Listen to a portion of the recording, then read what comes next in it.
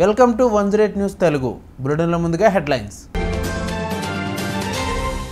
సొంత నియోజకవర్గంలో కేంద్ర మంత్రికి నిరసన సెగ. కాన్వాయ్ వీడి బైక్పై పరారైన గిరిరాజ్ సింగ్. అంతర్జాతీయ ఆహార భద్రత కోసం భారత పరిష్కార మార్గాలు. మోడీ కీలక వ్యాఖ్యలు. జై జవాన్ వసతులు లేకున్నా పట్టించుకోలేదు, అయినా సరే ఎలాంటి కంప్లైంట్స్ లేవు. మరో దారుణం, నేరం రుజువు కాకుండానే మహిళపై 3rd డిగ్రీ. డబ్బులు ఊరికే రావు, అడ్డంగా బుక్కైన లలిత జ్యువెలరీ అధినేత. అమెరికాలో మాంద్యం భయాలు, కుప్పకూలిన భారత మార్కెట్లు. కేంద్ర మంత్రి బీజేపీ ఎంపీ గిరిరాజ్ సింగ్కు సొంత నియోజకవర్గమైన బీహార్లోని బెగుసరాయిలో నిరసన సెగ తగిలింది. స్థానిక దాగ్ బంగ్లా రోడ్లో ఆదివారం ఓ పార్క్ శంకుస్థాపనకు వచ్చిన కేంద్ర మంత్రిని ఏఎన్ఎం కార్యకర్తలు ఘెరావ్ చేశారు. తమ సమస్యలు పరిష్కరించాలని కోరుతూ ఆయన కారును చుట్టుముట్టి ఆందోళన చేపట్టారు. వారు తమ డిమాండ్లతో కూడిన ఒక వినతిపత్రాన్ని గిరిరాజ్ సింగ్కు ఇచ్చేందుకు ప్రయత్నించగా ఆయన వారిని పట్టించుకోకుండా, ఏ సమాధానం చెప్పకుండా నాటకీయ పరిణామాల మధ్య తన కాన్వాయ్ని దిగి ఆ ప్రాంతం నుంచి ఒక బైక్పై వెళ్ళిపోయారు. ఆహార భద్రతకు భారత్ అత్యంత ప్రాధాన్యత ఇస్తుందని భారత ప్రధానమంత్రి నరేంద్ర మోడీ స్పష్టం చేశారు. ఢిల్లీలో 32వ వ్యవసాయ ఆర్థికవేత్తల అంతర్జాతీయ సదస్సును ప్రారంభించారు ప్రధాని మోదీ. 65 ఏళ్ల తర్వాత భారత్లో అగ్రికల్చర్ గ్లోబల్ కాన్ఫరెన్స్ నిర్వహించారు. నిలకడైన వ్యవసాయ ఆహార వ్యవస్థల అజెండాగా సదస్సును ఏర్పాటు చేశారు. భారత ఆహార భద్రతకు చిన్న రైతులే బలమని ప్రధాని అన్నారు. 65 ఏళ్ల తర్వాత భారత్లో ఈ సదస్సు జరగడం ఆనందంగా ఉందన్నారు. भारत जितना प्राचीन है उतनी ही प्राचीन एग्रीकल्चर और फूड को लेकर हमारी मान्यताएं हैं, हमारे अनुभव हैं और भारतीय कृषि परंपरा में साइंस को, लॉजिक को प्राथमिकता दी गई है. आज फूड और न्यूट्रिशन को लेकर इतनी चिंता दुनिया में हो रही है, लेकिन हजारों साल पहले हमारे ग्रंथों में कहा गया है, अन्नम ही भूतानाम ज्येष्ठम तस्मात् सर्वौषधम उच्यते.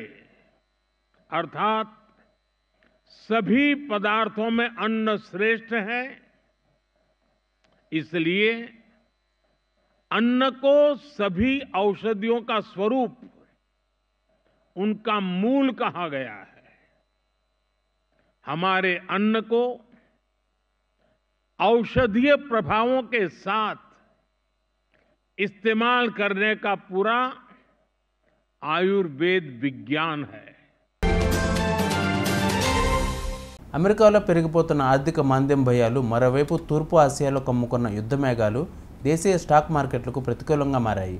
గ్లోబల్ మార్కెట్ల ప్రతికూల సంకేతాలతో మదుపర్ల సెంటిమెంట్ బలహీనమైంది. పర్యవసానంగా ఇవాళ భారత స్టాక్ మార్కెట్లు తీవ్ర నష్టాల్లో కొనసాగుతున్నాయి.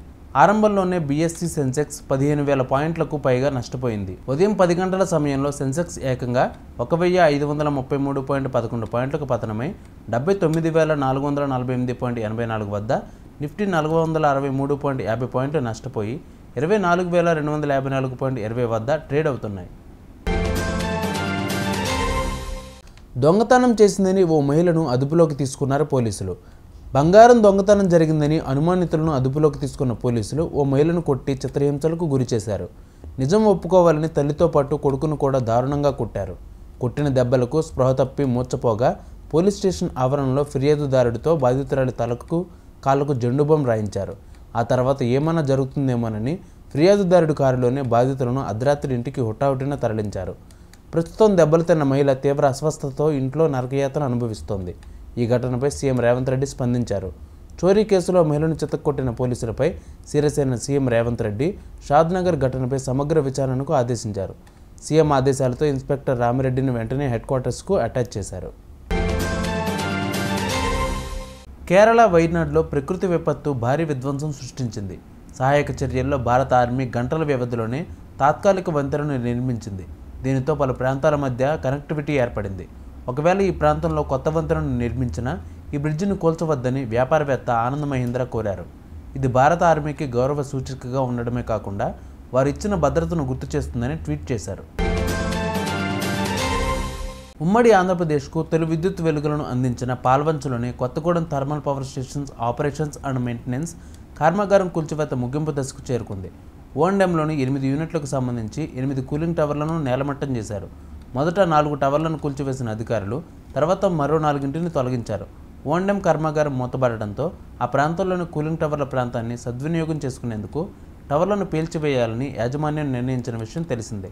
పాత కర్మాగారానికి సంబంధించిన కూల్చివేత, అందులోని మెటీరియల్స్ను తీసుకునే విధంగా ముంబైకి చెందిన హెచ్ఆర్ కమర్షియల్ కాంట్రాక్ట్ కంపెనీ 465 కోట్లకు టెండర్ను దక్కించుకుని పనులు పూర్తి చేసింది. డబ్బులు ఊరికే రావు అంటూ తరచూ మీడియాలో ప్రత్యక్షమయ్యే లలిత జ్యువెలరీ అధినేత Kiran Kumar GST input tax credit పేరుతో ఎంతో కొంత నొక్కేయాలనుకున్నారు. కానీ అధికారులకు చిక్కుపోయారు. పక్క షాపులోనే వెరిఫై చేసుకోండి అంటూ కస్టమర్లకు సూచనలు ఇచ్చే ఆయన జీఎస్టీ రిటర్న్స్లో మాత్రం తప్పుడు లెక్కలు ఇచ్చారు. హైదరాబాద్ పంజాగుట్టలోని లలిత జ్యువెలరీ 2017-2018 సంవత్సరానికి జీఎస్టీ ఇన్పుట్ ట్యాక్స్ క్రెడిట్ పేరుతో 56.61 కోట్లను క్లెయిమ్ చేసుకున్నారు. కానీ ఆయన సమర్పించిన రిటర్న్స్ లెక్కల ప్రకారం 41.22 కోట్లే రావాల్సి ఉన్నదని, వాస్తవానికి రావాల్సిన అమౌంట్ కంటే 15.39 కోట్లు ఎక్కువ పొందినట్లు తేలింది. ఈ తప్పుడు లెక్కలను వెరిఫై చేసిన స్టేట్ కమర్షియల్ ట్యాక్స్ డిపార్ట్మెంట్లోని జీఎస్టీ విభాగం అధికారులు ఆయనకు నోటీసులు జారీ చేశారు. చూసారుగా, ఇవి వాళ్ళ బులెటిన్ అప్డేట్స్. మరిన్ని అప్డేట్స్తో మళ్ళీ మీ ముందుకు వస్తాను. అంతవరకు కీప్ వాచింగ్ 108 న్యూస్ తెలుగు.